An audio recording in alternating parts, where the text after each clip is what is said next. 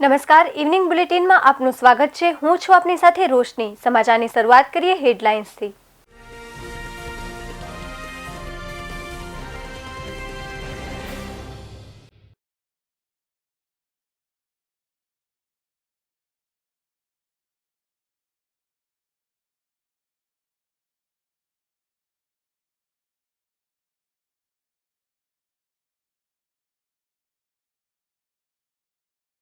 ભારતમાં બનેલી કોરોના રસી કોવેક્સિનને મળી મોટી સફળતા। ઓસ્ટ્રેલિયાની સરકારે ભારત બાયોટેકની કોવેક્સિનને આપી મંજૂરી।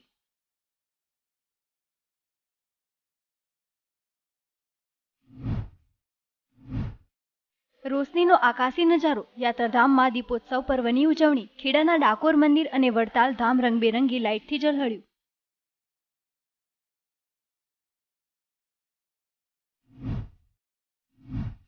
દક્ષિણ ગુજરાતમાં અંદાજે 70 થી 75 લાખ ટન ખાંડનું ઉત્પાદન થશે। દેશભરમાં શેરડીના મબલક પાકને પગલે ભાવ સ્થિર રહેવાની શક્યતા।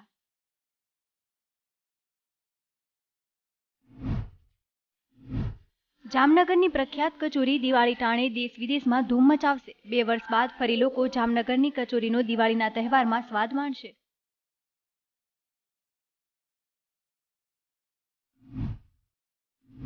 તહેવારોમાં મુસાફરોનો ધસારો। વડોદરા એસટી વિભાગ દિવાળીના તહેવારોને લઈને તમામ રૂટ ઉપર 405 બસો દોડાવશે। રોજ 1 લાખ લોકો મુસાફરી કરશે।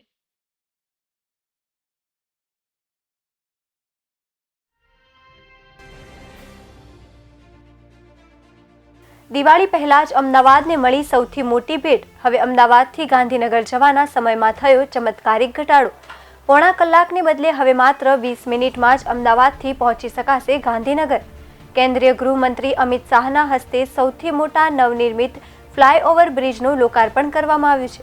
ગુજરાતના શહેરી વિસ્તારના સૌથી લાંબા 4.18 કિલોમીટરના ગોતા ફ્લાયઓવરથી સાયન્સ સિટી બોક્સ સુધીના એલિવેટેડ કોરિડોરને અમિત શાહે ખુલ્લો મૂક્યો છે। આ પ્રસંગે તેમની સાથે મુખ્યમંત્રી ભૂપેન્દ્ર પટેલ તેમજ વાહન વ્યવહાર મંત્રી ઉપસ્થિત રહ્યા હતા। આ બ્રિજ સોલા ભાગવત, કારગિલ, જનતાનગર, ઝાયડસ એમ 4 સૌથી વ્યસ્ત જંકશનને આવરી લે છે।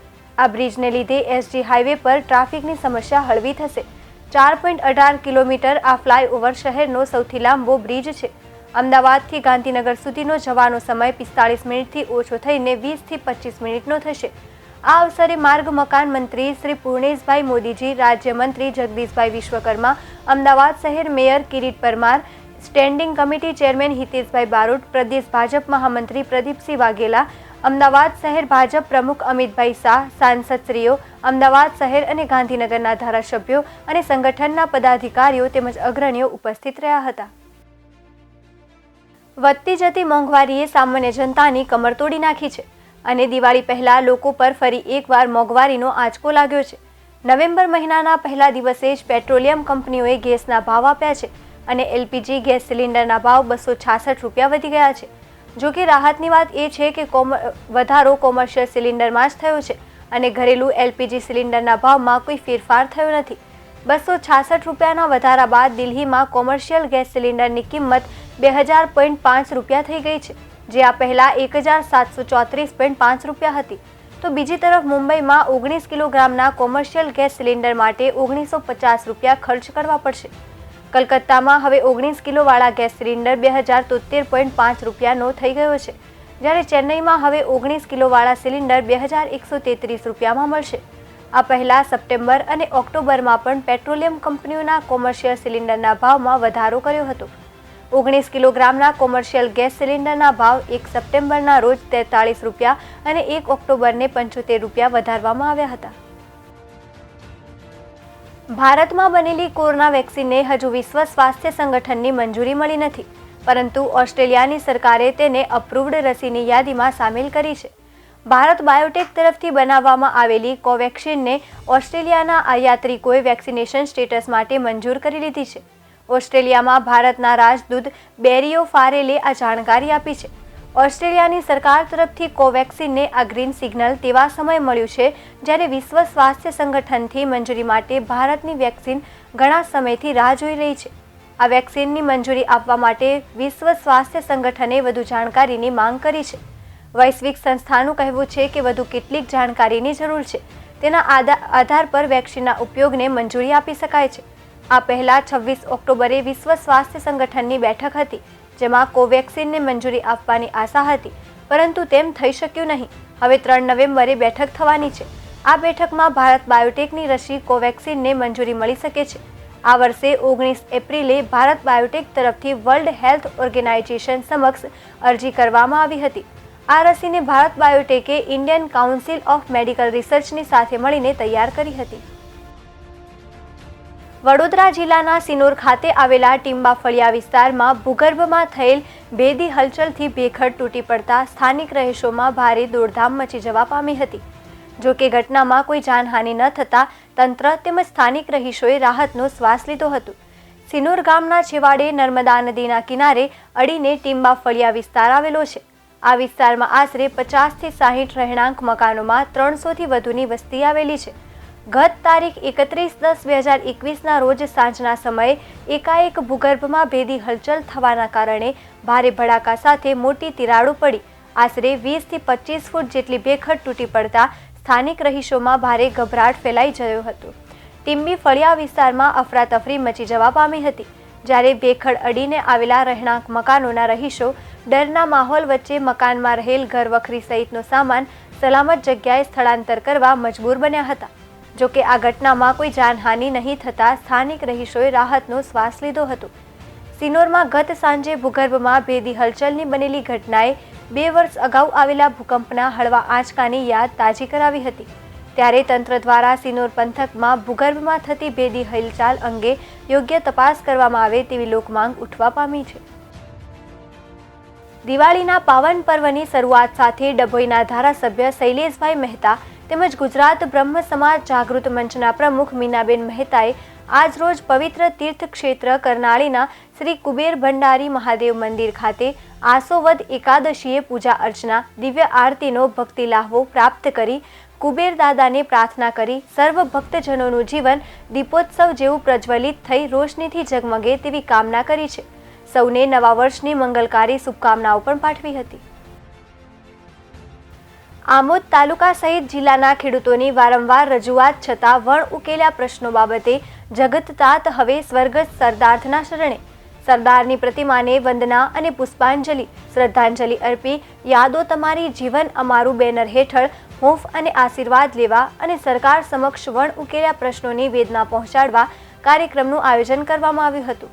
આમોદ તાલુકાના ખેડૂતો તેમજ ભરૂચ જિલ્લાના ખેડૂતો એકતા દિવસ એટલે સરદાર વલ્લભભાઈ પટેલના જન્મદિવસના રોજ ખેડૂતો સાથી ખેડૂતોના હામી ખેડૂતોના મસીહા અખંડ ભારતના શિલ્પી વિશ્વવંદનીય સ્વર્ગસ્થ સરદાર પટેલની પ્રતિમા આમોદ તાલુકાના ઐતિહાસિક સરભાણ ગામે સરદાર પટેલ હોસ્પિટલમાં આવેલ છે, જ્યાં સરદારની પ્રતિમાને વંદના પુષ્પાંજલિ શ્રદ્ધાંજલિ આપી વણ ઉકેલ્યા પ્રશ્નોનું યાદો તમારી જીવન અમારું બેનર હેઠળ સરદાર સાહેબ મારફતે સરકારને પહોંચાડવા અને ન્યાય ના મળે ત્યાં સુધી સ્વર્ગસ્થ સરદાર સાહેબની હૂંફ અને આશીર્વાદ લેવા વંદના કાર્યક્રમ યોજવામાં આવ્યો હતો. વધુમાં ભરૂચ જિલ્લા ખેડૂત સમાજના મહેન્દ્રસિંહ આર કરમરિયા ખેડૂતો વતી વધુ વાતચીતમાં જણાવ્યું કે જુલાઈ મહિનામાં વાયુ પ્રદૂષણથી રાસાયણિક હુમલાથી લાખો એકરમાં ખેતી પાકને નુકસાન થયું છે.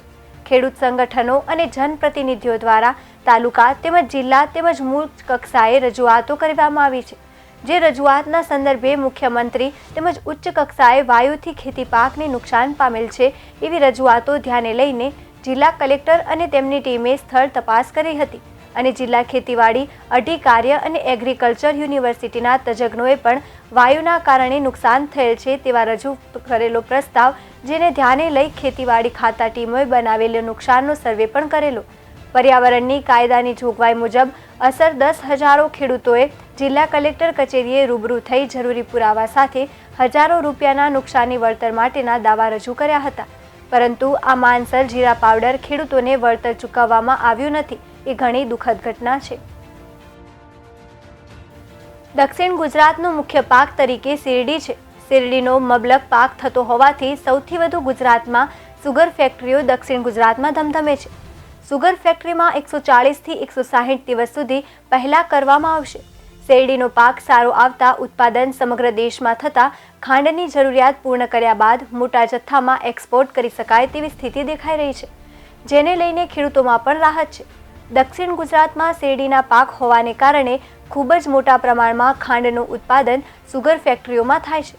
મહદઅંશે સુગર ફેક્ટરીઓમાં જે ભાવો મળી રહ્યા છે તે ખેડૂતો માટે સંતોષકારક છે, પરંતુ ટ્રાન્સપોર્ટ અને હાર્વેસ્ટિંગનો ખર્ચો થતાં હવે ખેડૂતો માટે પણ સરકારે નક્કી કરેલા ભાવોમાં ખાંડનું ઉત્પાદન કરવું મુશ્કેલ બની રહ્યું છે. સરકાર દ્વારા ખાંડના ટેકાના ટન દીઠ 3100 જાહેર કરવામાં આવ્યા છે. સુગર ફેક્ટરીઓ માટે ખાંડના ઉત્પાદનના ખર્ચમાં સતત વધારો થઈ રહ્યો છે. દિવાળીના તહેવારોમાં લોકોને અવરજવરમાં અનુકૂળતા રહે તે માટે એસટી તંત્ર દ્વારા વધારાની બસો દોડાવવાનું આયોજન હાથ ધરવામાં આવ્યું છે. દિવાળીના પર્વ દરમિયાન સૌરાષ્ટ્ર, કચ્છ સહિત દક્ષિણ ગુજરાત અને ગોધરા, દાહોદ તરફ વધારાની બસો દોડાવવામાં આવશે. વડોદરા એસટી વિભાગ દ્વારા દિવાળી વેકેશન દરમિયાન બસના તમામ રૂટ ઉપર 405 બસો દોડાવવાનું આયોજન કરાયું છે, જ્યારે સુરત તરફ પણ એક્સ્ટ્રા બસો દોડાવવાનું આયોજન હાથ ધરાયું છે. વડોદરા એસટી વિભાગના આસિસ્ટન્ટ ટ્રાફિક સુપ્રિન્ટેન્ડન્ટ રમેશભાઈ પટેલે જણાવ્યું હતું કે વધુ 45 બસો દોડાવવાનું આયોજન કરવામાં આવ્યું છે. અંબાજી અને પાવાગઢ જેવા યાત્રાધામો માટે પંચમહાલ જિલ્લા એસટી વિભાગ દ્વારા આયોજન કરવામાં આવે છે. સામાન્ય દિવસોમાં 60 થી 65 લોકો મુસાફરો કરતા હોય છે. દિવાળીના તહેવારમાં રોજ 90,000 થી 1 લાખ લોકો મુસાફરી કરે છે. વતનમાં જવા માટે ધસારો શરૂ થઈ ગયો છે. ઇવનિંગ બુલેટિનમાં બસ આટલું જ. વધુ સમાચાર જોવા માટે જોતા રહો અરવલ્લી સમાચાર, એટલે તમારો વિસ્તાર, તમારી વાત.